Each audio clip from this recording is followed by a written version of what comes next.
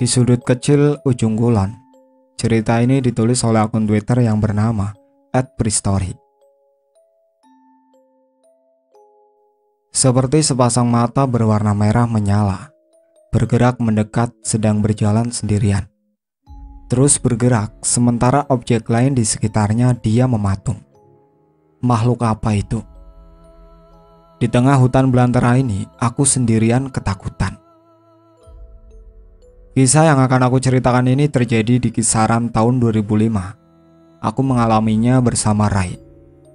Kejadian yang sepertinya menjadi titik balik atau apalah istilahnya. Karena setelahnya aku jadi mulai menerima keadaan yang sering bertabrakan dengan frekuensi dengan sisi lain.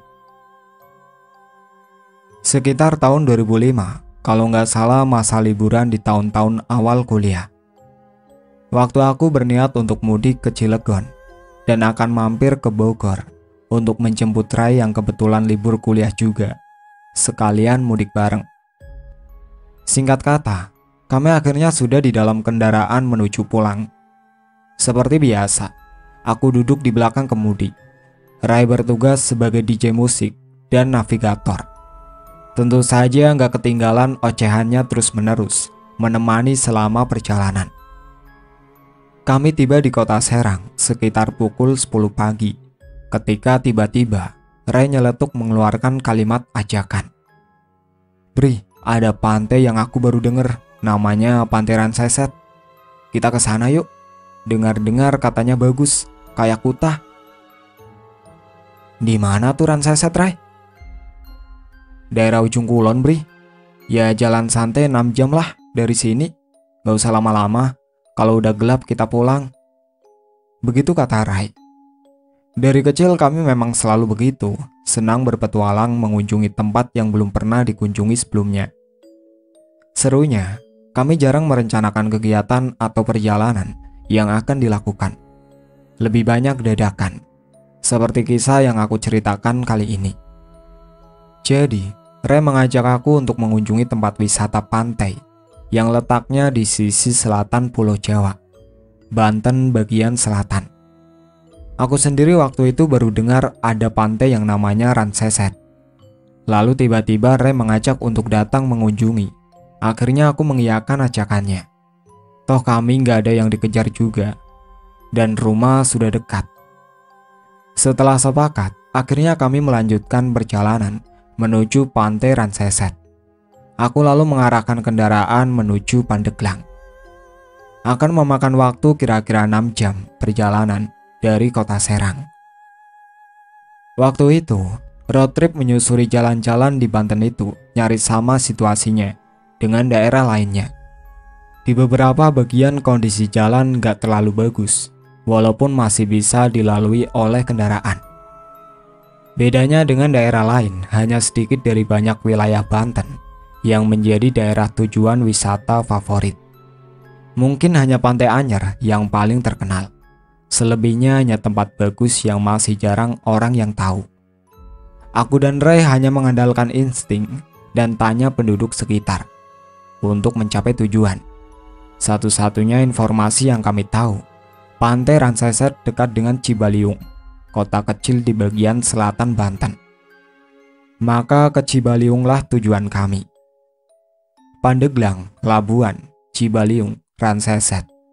Itulah kira-kira kota-kota yang harus dilalui. Waktu itu hari Kamis, bukan hari libur kerja. Jadi perjalanan agak lowong. Target kami paling lambat jam 4 sore. Sudah sampai tujuan. Perjalanan lebih banyak menemui hutan-hutan kecil dan perkebunan. Rumah penduduk hanya ditemui sesekali. Kecuali kalau sedang melintas di salah satu kota, suasana akan sedikit lebih ramai. Perjalanan menjadi semakin sepi ketika sudah melewati kota Labuan, lalu menuju Cibaliung, sedikit menyusuri pantai Tanjung Lesung yang cukup indah. Setelah lewat Tanjung Lesung, lalu kami harus berbelok ke arah kiri, dan jalanan mulai menanjak karena harus menaiki wilayah gunung dan perbukitan. Di daerah ini perjalanan mulai semakin seru.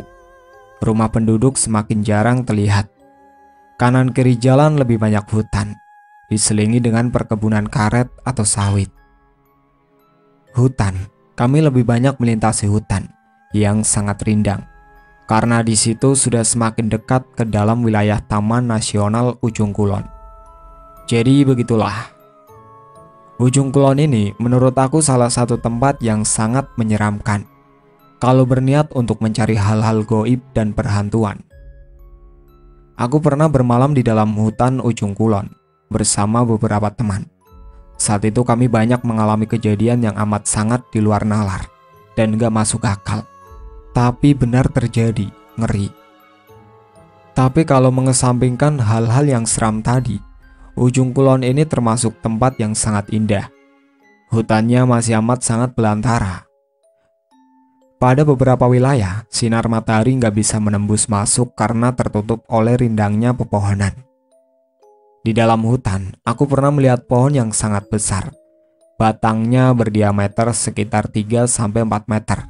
Besar banget pokoknya. Di ujung kulon inilah tempat tinggal dari hewan yang sangat langka. Badak cula 1. Hewan yang sangat lucu dan menggemaskan. Info terakhir yang aku dapat, badak ini jumlahnya hanya tinggal 42 ekor saja. Semoga nggak punah ya. Begitulah, Ujung Kulon memang banyak menawarkan keindahan alam. Sangat layak untuk jadi tempat tujuan berwisata. Perjalanan antara Tanjung Lesung, Cibaliung, keadaan dan situasinya sangat seru. Keluar masuk hutan belantara. Walaupun waktu itu masih siang, tetapi sudah agak cenderung gelap. Karena jalanan lebih banyak tertutup pepohonan yang rindang. Siang begini aja serem ya Bri, gimana malam nanti coba? Begitu kata Rai.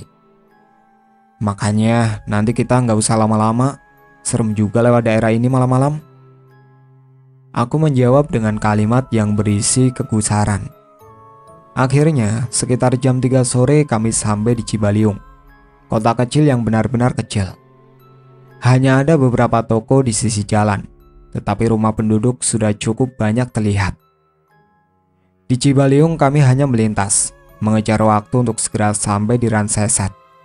Menurut penduduk yang kami tanya, jaraknya masih 20-an kilometeran lagi. Nah, di wilayah setelah Cibaliung ini, jalannya walaupun sudah beraspal tetapi cukup sempit. Hanya bisa dilalui dengan nyaman oleh kendaraan kecil. Kalau berpapasan dengan kendaraan lain, salah satu harus mengalah dengan turun ke jalan tanah. Salah satu ciri dari wilayah yang sudah dekat pantai adalah kami mulai sering melewati sungai, besar maupun kecil. Sungai-sungai ini nantinya akan bermuara ke laut. Ciri lainnya, banyaknya tanaman yang banyak hidup di tempat yang berair. Aku lupa nama tanamannya apa. Semakin mendekat ke pantai, semakin jarang kami melihat rumah penduduk. Nggak terlalu aneh karena wilayah ini memang jauh dari kota besar. Dan juga banyak yang belum tahu kalau di sudut Ujung Kulon ini ada pantai yang katanya bagus. Papan berukuran kecil membentuk tanda panah ke kiri. Bertuliskan Pantai Ranseset. Menjadi patokan kami untuk memasuki wilayah yang sepertinya pantai. Pintu gerbang hanya portal bambu yang menganga terbuka. Nggak ada orang yang menjaga. Kanan kiri dipenuhi ilalang liar dan semak belukar. Dari titik itu pantai belum terlihat. Lalu kami memasukinya. Sepi. Sama sekali nggak ada pengunjung. Mungkin karena hari sudah sore dan sebentar lagi gelap. Mungkin. Mulai banyak terlihat pohon kelapa yang berjajar rapi. Rumput kering dan ilalang masih terlihat memenuhi pemandangan. Belum bisa dibilang sebagai tempat wisata yang indah. Hingga akhirnya, beberapa menit kemudian rumput ilalang tiba-tiba berganti pasir laut yang terhampar luas. Gak jauh dari situ kami sudah melihat lautan lepas. Sampai juga di tujuan. Turun dari kendaraan, kami melepaskan pandangan ke segala penjuru. Kesan pertama, pantai ini memiliki kontur yang landai dan sangat luas. Sejauh mata memandang ke kiri dan kanan, hanya terlihat garis pertemuan antara air laut dan pasir putih.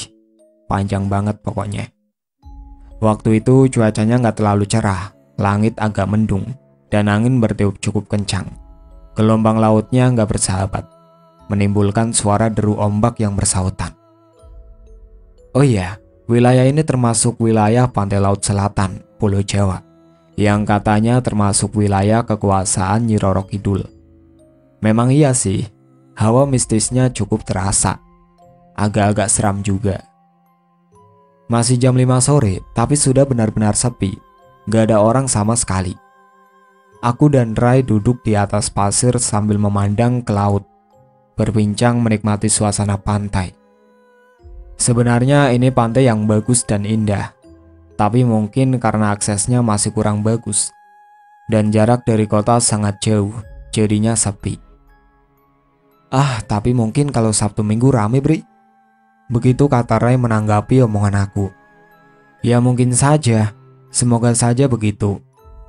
Biasanya juga kalau di daerah pantai sering ada warung-warung kecil di pinggirnya, menjajakan makanan atau jajanan untuk ditawarkan kepada pengunjung.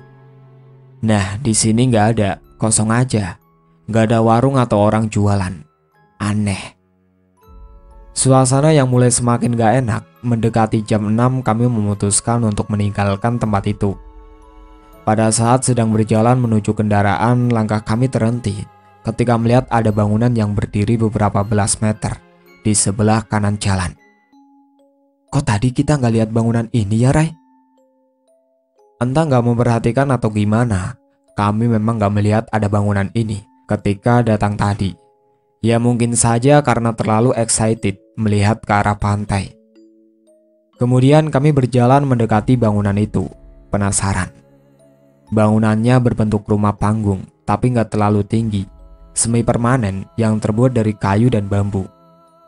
Ketika sampai di terasnya, barulah kami menyadari kalau bangunan ini ternyata adalah hotel. Hotel yang nggak terawat, lantainya dipenuhi debu dan daun kering yang bertebaran. Gak jauh dari tempat kami berdiri, ada meja panjang yang sepertinya diperuntukkan sebagai meja lobi atau resepsionis. Lagi-lagi kami gak menemukan satu orang pun di tempat ini, sepi dan kosong. Bangunan berbentuk segi empat yang besar, kami menebak kalau kamar-kamar tamu berada di bagian belakang. Sepinya bangunan hotel membuat kami juga menjadi lebih banyak diam, tanpa suara. Terus memperhatikan keadaan sekitar yang menurut kami cukup aneh.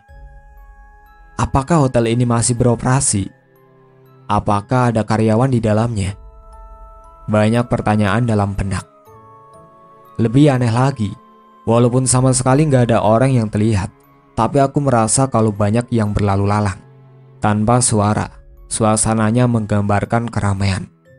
Tanpa wujud, situasinya seperti banyak orang.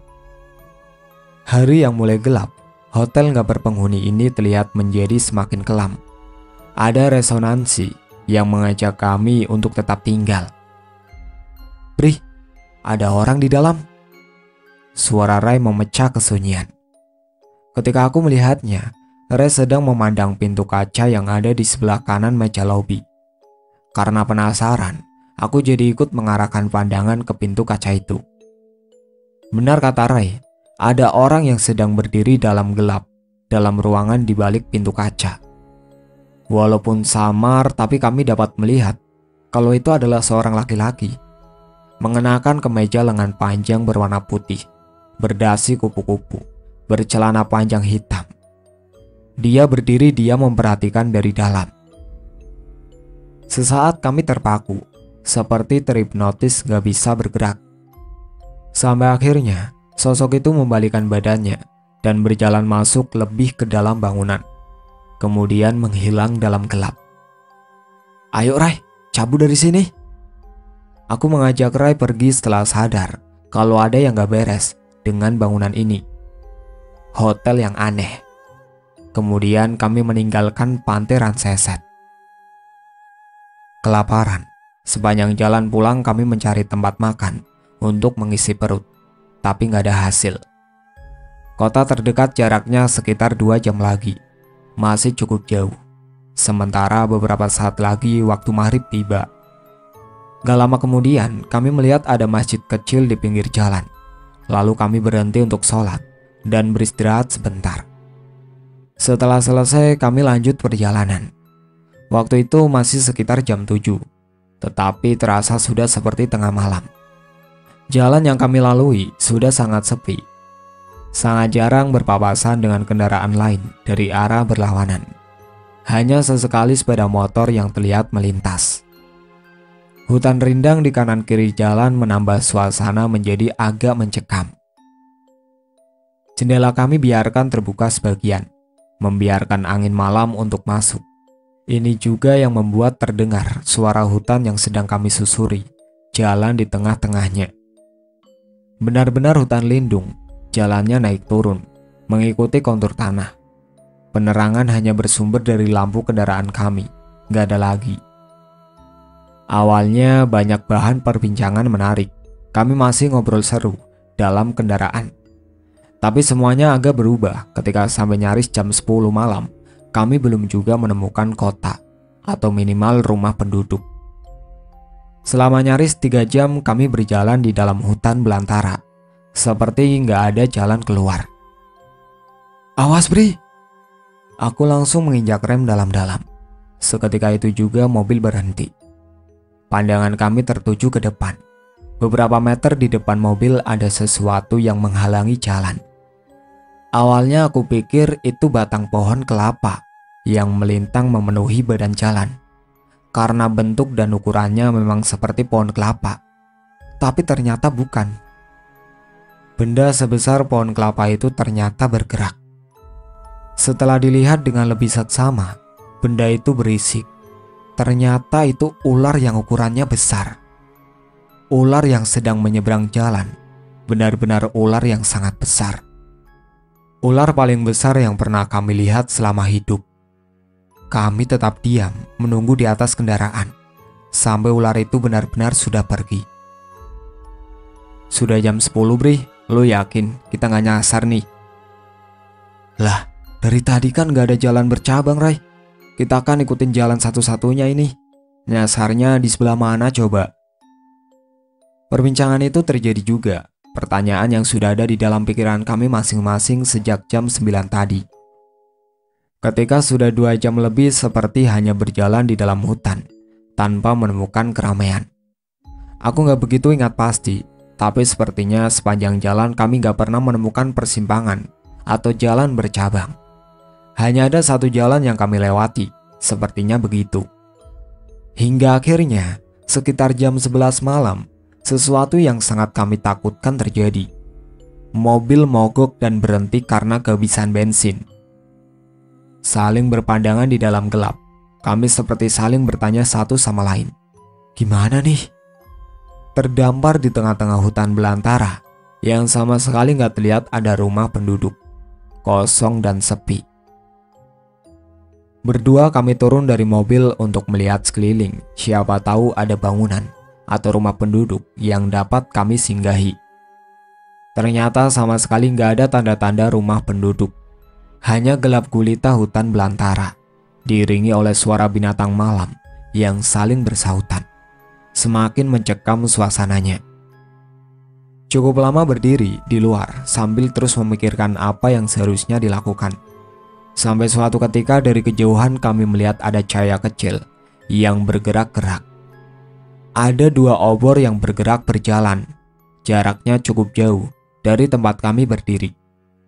2 obor itu seperti bergerak menjauh. Lo tunggu sini ya. Aku mau kejar orang yang bawa obor itu. Sebelum jauh dan menghilang, pasti mereka mau nolong. Ray bilang begitu sebelum berlari cepat meninggalkan aku yang masih diam, memperhatikan gerakan api obor. Sialan, kenapa malah aku ditinggal sendirian di sini? Begitu ucap aku dalam hati. Terlambat karena Ray sudah keburu menghilang dalam gelapnya hutan. Tapi pandangan aku terus memperhatikan cahaya api obor itu yang memang seperti bergerak menjauh.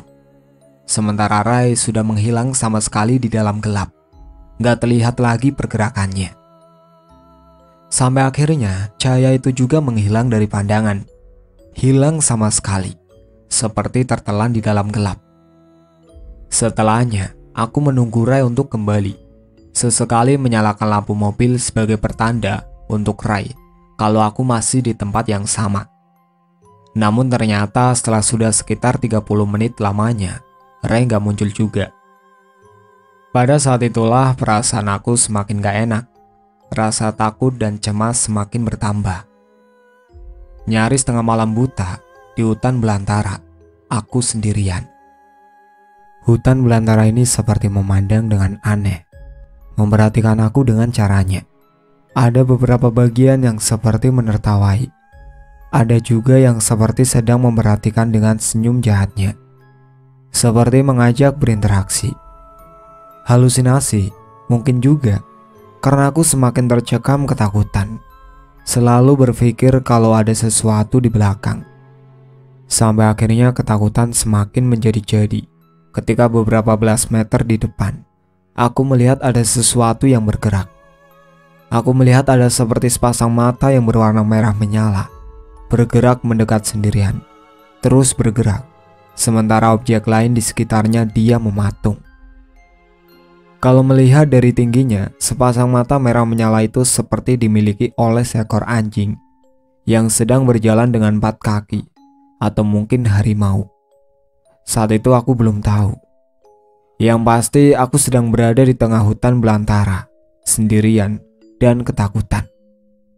Secepat kilat aku langsung lari masuk ke dalam mobil dan mengunci pintu. Ketika sepasang mata merah menyala itu terus saja semakin mendekat.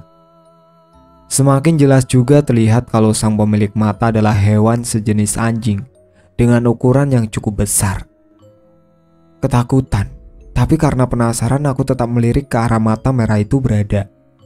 Benar, setelah sudah cukup dekat barulah terlihat kalau mata merah itu berbentuk seperti anjing dengan ukuran yang besar. Tingginya lebih dari 1 meter. Sangat mengerikan melihatnya ketika binatang itu terus mendekati mobil. Sampai akhirnya dia tepat berada di pintu samping. Sementara aku terus mengintipnya dari dalam, ketakutan. Kemudian dia berhenti tepat di samping mobil. Posisi kami hanyalah terhalang pintu. Pada saat itulah jantung seperti berhenti, gak bisa bernafas. Hanya bisa melongo ketakutan ketika akhirnya aku dapat melihat cukup jelas bentuk dari binatang itu. Seperti anjing, berdiri dengan 4 kaki, berbulu panjang, berwarna hitam. Tapi keyakinan kalau makhluk itu adalah hewan menjadi berantakan ketika aku akhirnya dapat melihat kepalanya. Ternyata, kepalanya memiliki wajah seperti manusia. Aku dapat melihat dengan jelas karena akhirnya kami saling bertatapan. Hanya terhalang kaca mobil. Wajahnya gak hitam seperti tubuhnya, tapi berwarna layaknya wajah manusia yang pucat, seperti sudah menjadi mayat. Ditambah, makhluk ini memiliki mata yang merah menyala. Aku sama sekali gak bisa bernafas, ketakutan, keringat dingin mengucur deras. Semakin menuju pingsan, ketika secara perlahan dia mulai berdiri. Ternyata aku salah. Makhluk itu sebelumnya bukan berjalan dengan 4 kaki, tapi merangkak dengan 2 tangan yang berada di depan. Sosok itu akhirnya berdiri di samping mobil. Bentuk tubuhnya tinggi besar. Berdiri memperhatikan aku yang ketakutan di dalam mobil. Sosok yang sangat mengerikan. Lalu perlahan tangan kanannya mendekat ke kaca mobil. Dia mengetuk kaca dengan kukunya.